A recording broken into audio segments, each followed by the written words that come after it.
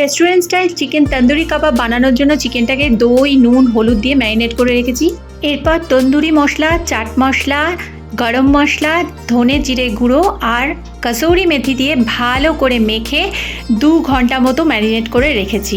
2টো পেঁয়াজ কুচি, একটুখানি আদা, একটা গোটা রসুন ছাড়ানো আর 2টো কাঁচা লঙ্কা দিয়ে মিক্সিতে পেস্ট করে আবার এটাকে ভালো করে মেখে ম্যারিনেট করে ওভেনে মাইক্রোতে 10 মিনিটস মতো দিয়ে দিয়েছি। 10 মিনিটস হওয়ার পর আবার এটাকে একটু উল্টে পাল্টে আরও 10 মিনিটস দিয়েছি। জিনিসটাকে একটু পোড়া পোড়া ব্যাপারটা আনার জন্য আমি আরও গ্রিলে দিলাম 5 মিনিটস। এরপর একটা কাঠকয়লা ওভেনে পুড়িয়ে সেটা বাটির মধ্যে দিয়ে একটু ঘি দিয়ে দিয়েছি যাতে একটা স্মোকি ফ্লেভার আসে।